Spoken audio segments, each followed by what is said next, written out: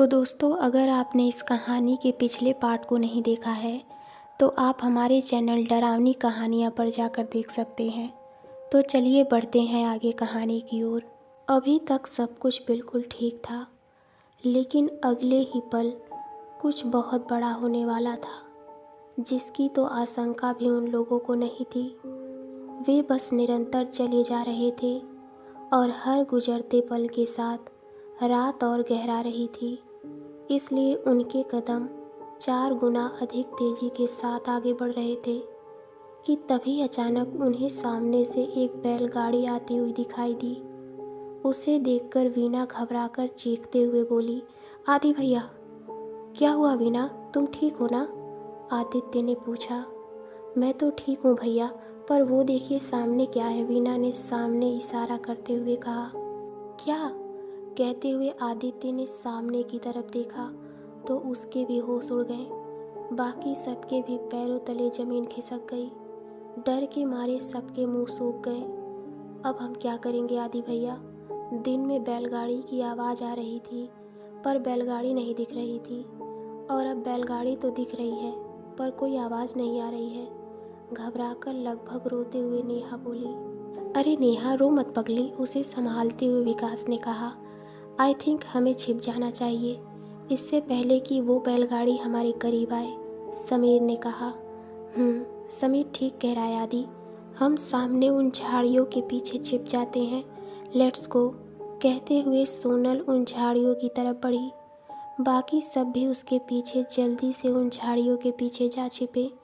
झाड़ियों के पीछे से झांककर वे उस बैलगाड़ी की तरफ देख रहे थे। जैसे वो बैलगाड़ी उनके पास आई, उस नज़ारे को देखकर उन लोगों के तो होश उड़ गए। बैलगाड़ी में बैठे लोग और वो दोनों बैल जो उस बैलगाड़ी को ढो रहे थे, सबके शरीर जले हुए थे। उस खौफनाक मंजर को देखकर नेहा की चीख बस निकलने ही वाली थी कि तभी विकास ने उसके मुंह पर हाथ रखकर उसकी चीख को अंदर ही दबा दिया। साक्षात मौत उनके सामने थी। वो बैलगाड़ी मंथर गति से चल रही थी और बिल्कुल उन लोगों के सामने आकर रुकी। उस बैलगाड़ी को रुकते देख सबकी सांसें अटक सी गई थी। सब मन ही मन भगवान को याद करके अपनी सलामती की कामना कर रहे थे। वहीं वो बैलगाड़ी वहाँ से टस से मस नहीं हो रही थी। करीब 10 मिनट तक वो बैलगाड़ी वहीं खड़ी रही और तब तक वे लोग अपनी सांसें दबाए छिपकर उन झाड़ियों में दुबके रहे। 10 मिनट तक उस बैलगाड़ी में कोई हलचल नहीं हुई और फिर 10 मिनट बाद एकाएक वो बैलगाड़ी हवा में विलीन हो गई। ये भयावह मंजर देख नेहा बेहोश हो गई। नेहा, नेहा उठो, क्या हुआ तुम्हें? विकास ने उसे हिलाते हुए उठाने की कोशिश की।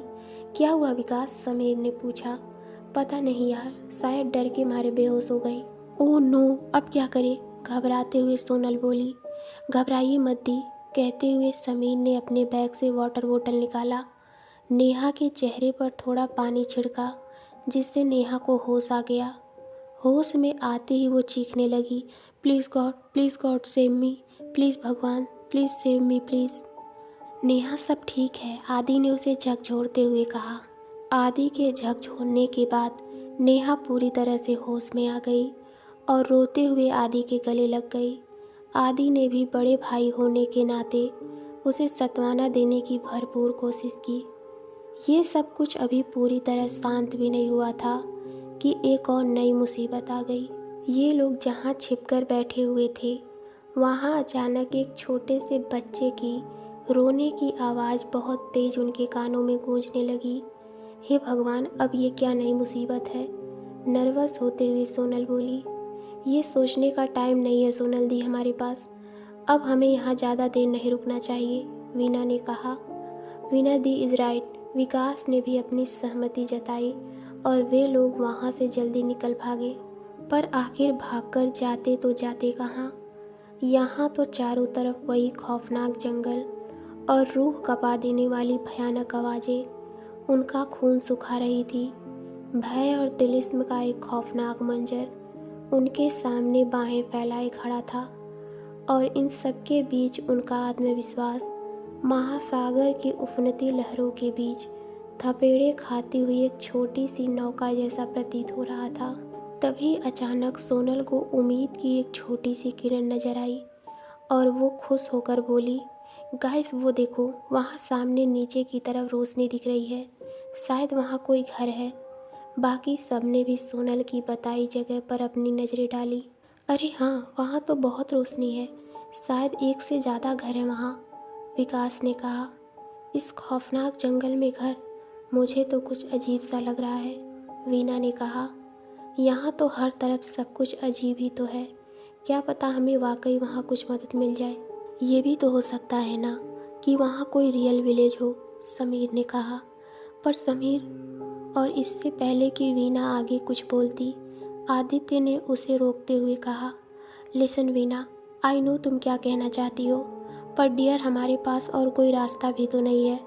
माना कि वहाँ खतरा हो सकता है, पर वहाँ एक संभावना भी तो हो सकती है मदद की, और फिर यहाँ तो सब जगह खतरा ही खतरा है।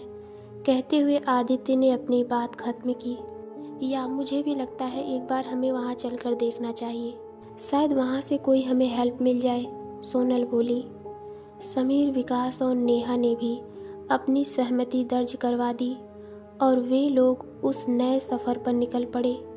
अंधेरे की ओट में उजाले की खोज का सफ़र। वे लोग कुछ ही देर में उस जगह जा पहुँचे जहाँ से रोशनी आ रही थी। यहाँ कुछ कच्चे मकान और झोपड़ियाँ थी। घरों के बाहर मवेशी बंधे हुए थे, पर माहौल पूरी तरह शांत। ये देखकर विकास से रहा नहीं गया और वो बोला, अरे आदि भैया, इतने सारे घर हैं यहाँ, पर कोई इंसान नज़र नहीं आ रहा है, और तो और कोई आवाज़ भी नहीं है, इतनी खामोशी। आपको कुछ अजीब नहीं लग रहा है यहाँ? कुछ नहीं, बहुत कुछ अजीब है यहाँ, इनफैक्ट सब कुछ अजीब है यहाँ। अब भी वक्त है भैया, वापस चलते हैं यहाँ से, वीना बोल पड़ी। घबराओ मत वीना, ये सिटी नहीं, ये गांव है, और गांव के लोग जल्दी सो जाया करते हैं, इसलिए सब कुछ शांत है यहाँ, सोनल बोली। हाँ वीना, सोनल इज़ राइट, आओ आगे देखते हैं, आदित्य ने कहा, और वे लोग आगे बढ़े। तो दोस्तों, आशा करती हूँ कि आपको ये कहानी पसंद आई होगी। तो अब आगे की कहानी अगले पार्ट में। धन्यवाद।